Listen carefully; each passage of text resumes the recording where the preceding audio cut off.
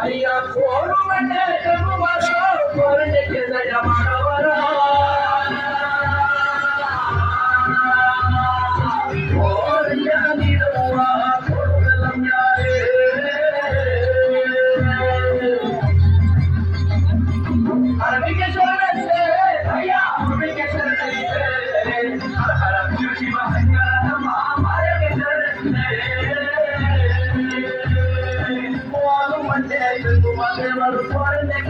ಮಾಡವರ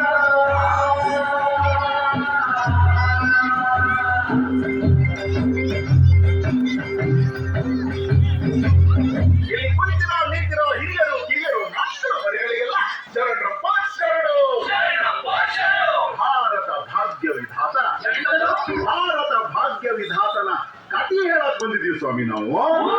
ಹಿಂಗಂತ ಆಡೋರು ಮತ್ ನೋಡೋರು ನಡುವೆ ಒಂದ್ ಒಪ್ಪಂದ ಮಾಡ್ಕೊಂಡು ಶುರು ಮಾಡೋಣ ಸ್ವಾಮಿ ನಾವು ಮಾತಾಡ.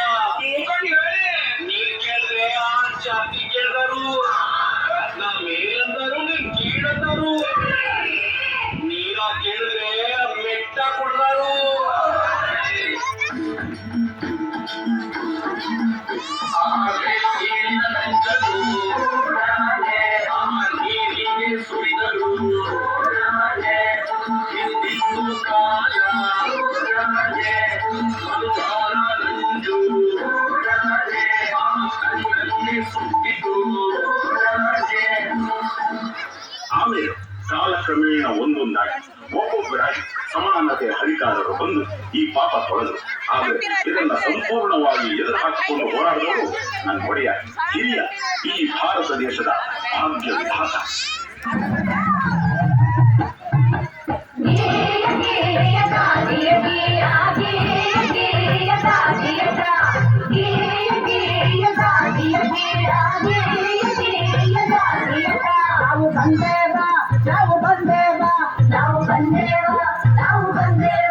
ನಾವು ಬಂದೇವ ನಿಜ ಕೃಷಿ ಮಾಡದಕ್ಕ ಹಾಲು ನೀರ ಭಾರತನ್ನು ಹೇಳದಕ್ಕ ಹಾಲು ನೀರ ಭಾರತನ್ನು ಹೇಳದಕ್ಕ ಗೀಯ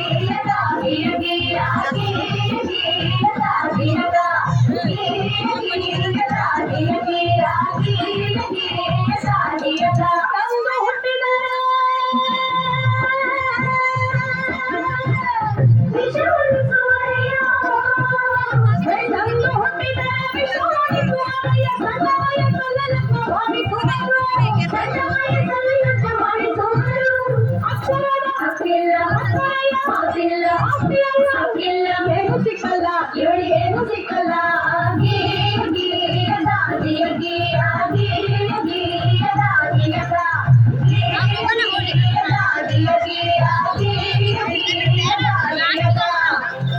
ತಂಗಿ, ಹೆಣ್ಣು ಅನ್ನೋದು ಈ ಸಮಾಜದಲ್ಲಿ ಒಂದು ಜೀವಿಯಾಗಿರ್ಲಿಲ್ಲ. ಅವಳು ಆಸ್ತಿ, ವರ್ಣ, ವಂಶ ರವಾನಿಸೋ ಒಂದು ಯೋಜನೆ ಆಗಿದ್ಲು. ಈ ಜಾತಿ ಆ ಜಾತಿ ಸೇರ್ಬಾರ್ದು, ಆ ವರ್ಣ ಈ ವರ್ಣ ಬೆರಿಬಾರ್ದು, ಈ ಆಸ್ತಿ ಆ ಆಸ್ತಿ ಅವ್ರಿವ್ರ ಕೈ ಸೇರ್ಬಾರ್ದು. ಹಿಂಗೆಲ್ಲ ಆಗ್ಬಾರ್ದು ಅಂದ್ರೆ ಹೆಣ್ಣಿಗೆ ಯೋಚಿಸೋ ಶಕ್ತಿ ಕೊಡ್ಬಾರ್ದು. ಹಾಗೆ ಅವಳಿಗೆ ಒಪ್ಪಿಗೆ ಇದೆಯೋ ಇಲ್ವೋ, ಅವಳ ಬುದ್ಧಿ ಮತ್ತು ಮೈ ಮಾಗಿದೆಯೋ ಇಲ್ವೋ, ಅವಳಿಗೆ ಜಾತಿಯಲ್ಲೇ ಮದುವೆ ಮಾಡಿಸ್ಬಿಡೋದು. ಹೆಣ್ಣು ಆಸ್ತಿ ತಗೋ ಬರ್ತಾಳೆ. ಹಾಗಾಗಿ ಒಬ್ಬ ಗಂಡಿಗೆ ಹೆಚ್ಚೆಚ್ಚು ಮದುವೆ ಮಾಡಿಸಿದಷ್ಟು ಹೆಚ್ಚೆಚ್ಚು ಆಸ್ತಿ ಬರುತ್ತೆ. ಒಂದ್ ವೇಳೆ ಗಂಡ ಸತ್ರೆ ಅವಳನ್ನ ಇನ್ಯಾವ ಗಂಡು ನೋಡದೆ ಇರ್ಲಿ, ಆಗ ಅವಳು ಬೇರೆ ಸಂಸಾರ ಮಾಡದೇ ಇರ್ಲಿ ಅಂತ ಅವ್ಳು ತಲೆ ಬೋಳಿಸ್ತಿದ್ರು. ಅವಳು ಮನೆ ಬಿಟ್ಟು ಆಚೆನೆ ಬರಂಗಿರ್ಲಿಲ್ಲ.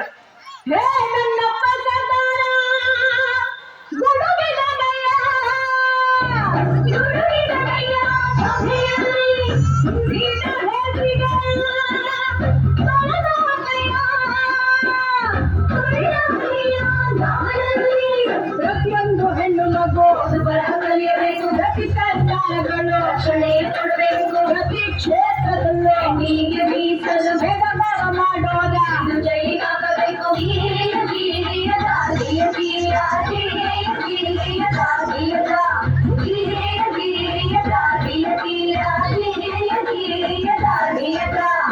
ಅದು ಅಲ್ಲದೆ ನನ್ನ ತಂಗಿ ಕೇಳ ಹಂಗ ಬದರಂಗಿ, ಪ್ರತಿಯೊಂದು ಕ್ಷೇತ್ರದಲ್ಲೂ ಹೆಣ್ಣಿಗೆ ರಕ್ಷಣೆ ಇರಬೇಕು.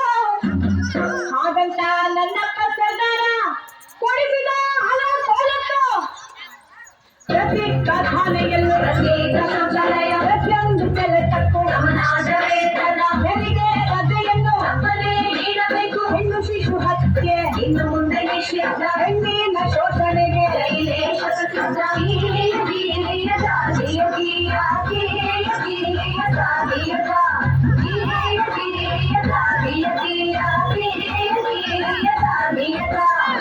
ಹೀಗೆ ಹಲವಾರು ಸವಲತ್ತುಗಳು ಹಾಗೂ ಸ್ವಾತಂತ್ರ್ಯವನ್ನು ನಿಮ್ಮಂತ ಹೆಣ್ಮಕ್ಳು ಅರಿವಿಲ್ಲದೆ ಅನುಭವಿಸುತ್ತಿರುವ ಅನುಕೂಲಗಳನ್ನು ನಮ್ಮಪ್ಪ ಆ ಭಾರತ ಭಾಗ್ಯ ವಿಧಾತನೇ ಕೊಡಿಸಿದ್ದು.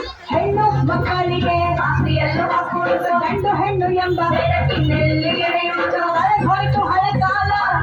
ಹೊಸ ಸುದ್ದಿ ಪ್ರತಿಯೊಬ್ಬ ಪ್ರಜೆ ಈಗ ಇಂದನೋ ಎದೆಹಿಕ್ಕಿ, ಪ್ರತಿಯೊಬ್ಬ ಪ್ರಜೆ ಈಗ ಇಂದನೋ ಎದೆಹಿಕ್ಕಿ, ಪ್ರತಿಯೊಬ್ಬ ಪ್ರಜೆ ಈಗ ಇಂದನೋ ಎದೆಹಿಕ್ಕಿ.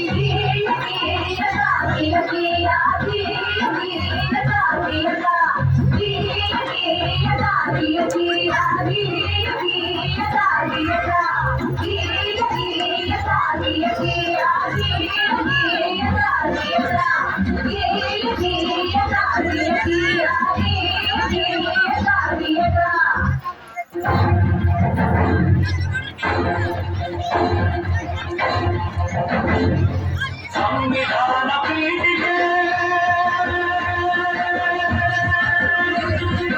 ವಿಚಾರಿಸಿ ರಾಷ್ಟ್ರಕ್ಕೆ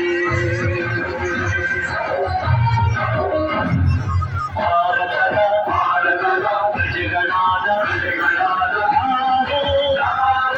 ನಾವು ಭಾರತದ ಪ್ರಜೆಗಳಾದ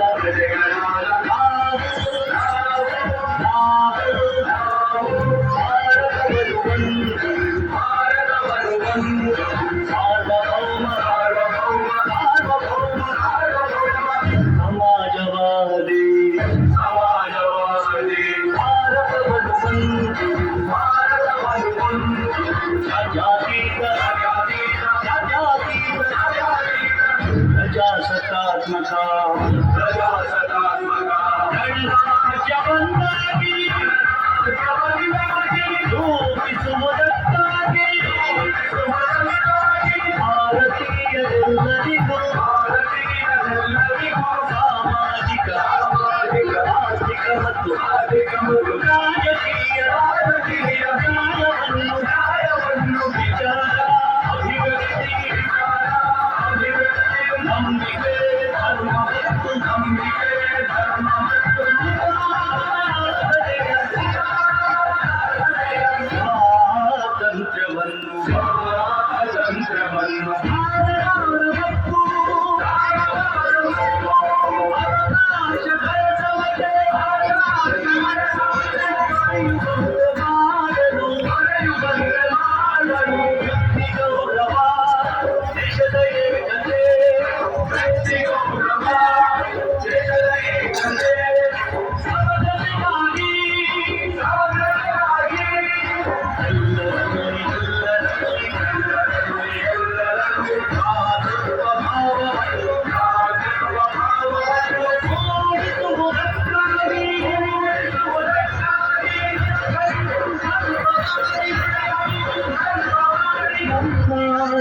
ಸಂವಿಧಾನ ಸಭೆಯಲ್ಲಿ ನಮ್ಮ ಸಂವಿಧಾನ ಸಭೆಯಲ್ಲಿ 1949 ನವೆಂಬರ್ ತಿಂಗಳ 26 ದಿನ ಈ ಸಂವಿಧಾನವನ್ನು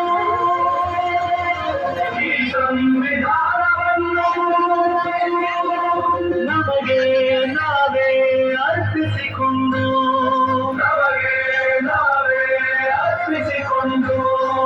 ಅಂಗೀಕರಿಸಿ ಶಾಸನವಾಗಿ